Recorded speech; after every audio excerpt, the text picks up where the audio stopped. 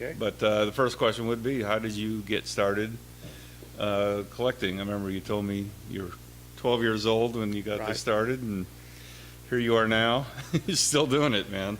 Well, I grew up in Oakwood, which is, as the crow flies, not so far from the brewery. And at one time, Cemetery Branch, the water was relatively clean, and our parents allowed us to play and dam it up. And I was digging dirt out of the creek bank one day to dam up the creek to float a little model boat I made. It had a rubber band wind up for the propellant, and there wasn't enough water, so we dammed the creek up. And when I pulled the dirt out of the creek bank, all these beautiful colored bottles started falling out. They were blue and green and all kinds of colors, and I just thought they were really neat, and I could read on there who the merchant was, and I started saving them, and I put them under my parents' house, and I dug after school for days and days and days, and even up when I was in high school, I still continued to dig. And I went off into the military, came back and went to college, and for a period of time I didn't do much with it. And I saw an old friend of mine at Raleigh Flea Market one day, and I asked him what he was doing. He said he collected antique bottles. And I said, well, are they worth anything? And he said, yeah, they have relative value depending on what they are. I said, well, I've got thousands of them. And his eyes got really big, and that started a conversation. And from that point on, he and I started digging anywhere we could with permission around the city of Raleigh. And there were several major landfills that were uncovered. The lower end of Dawson Street, where they put the ramp up to Saunders Street, it was like 3 acres of dump, and it was 25 or 30 feet deep, and we got permission to dig it out. So Right. I started accumulating the bottles all those years, and then I started specializing in antique beer bottles in the late 1960s.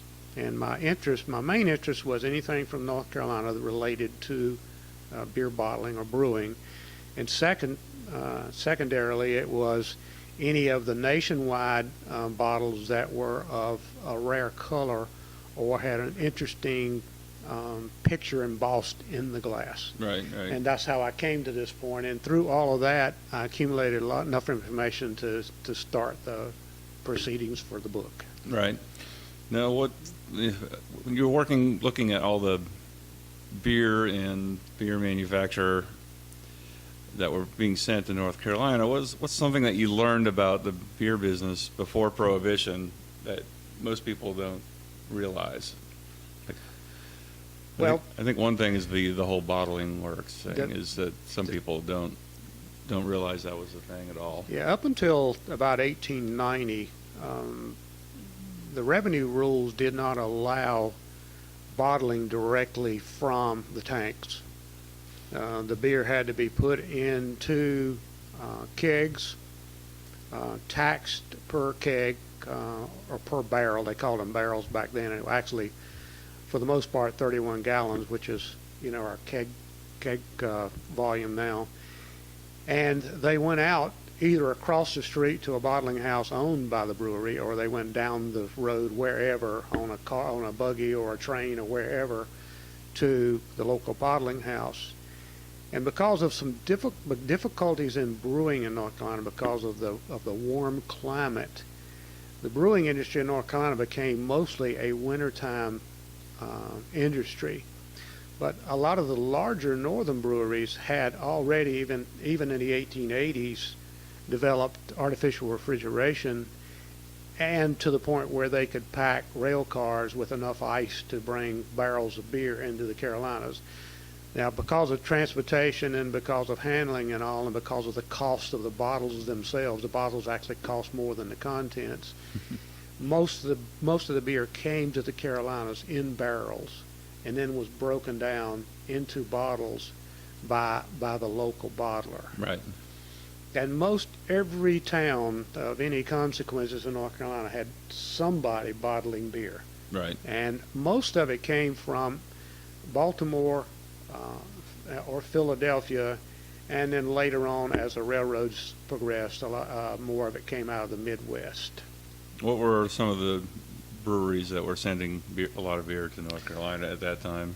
The number one was Robert Portner from Alexandria, Virginia. And at one time, he was sending up to 15 to 17 rail cars, refrigerated rail cars per week into the Carolinas and to Georgia. And he had an outlet of some type in just about every town in North Carolina that had a reasonable population, either as a branch operation or an authorized bottler or a secondary handler that worked in conjunction with the local bottler. But Robert Portner was one of the main ones. And then the ones that are still around to some extent did.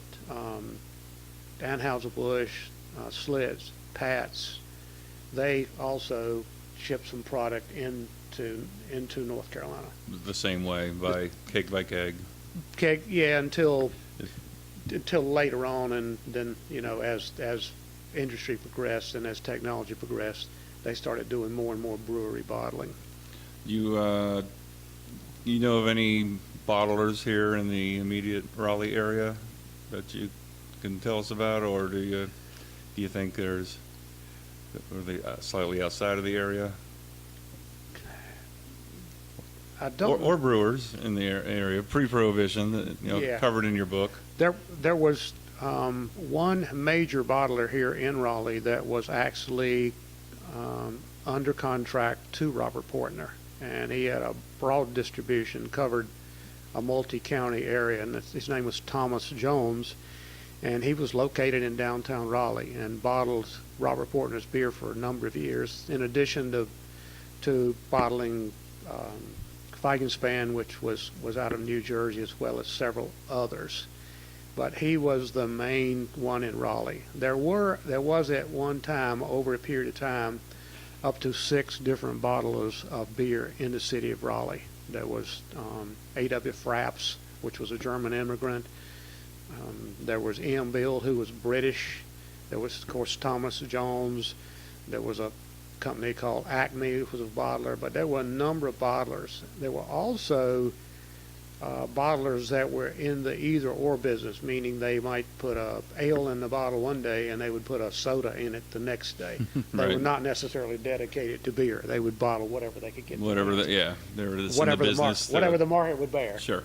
But Thomas Jones was by far the largest here, and even upon exiting the business, his sons carried on for a number of years after Prohibition, bottling a variety of sodas. Okay.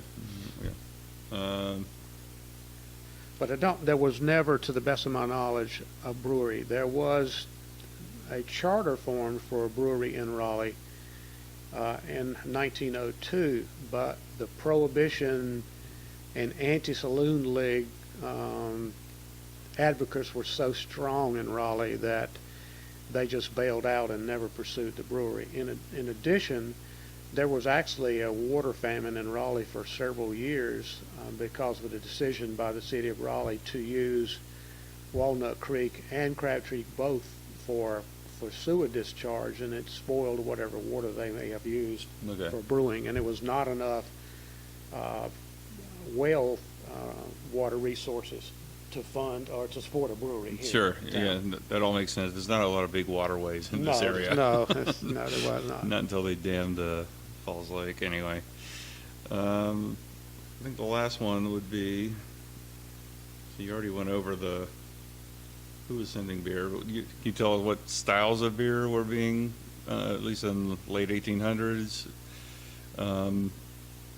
into the new century, what styles of beer were more prevalent and popular to be sent down to North Carolina from these bigger brewers? The lagers and the ales. The lagers, for the most part, were coming out of Philadelphia and New York,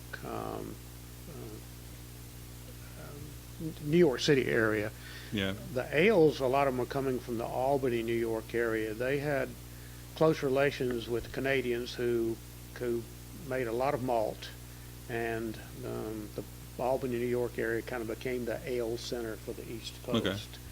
But there were ales and lagers. Now, there still were some porters and stouts coming out of mainly the Philly area, but when the German immigrants started to come into this country by the tens of thousands in the late 1840s, the beer taste changed dramatically, and the British influence for the porters and stouts that they were producing and sending here, that taste changed dramatically. Right. There were Bohemians, and there were Little Frankassers. There were all types of German beers that were popular, but by far the lagers and the ales were the most popular. Okay, and I'll just conclude with, at least for my notes, where can someone find out more about you and your book?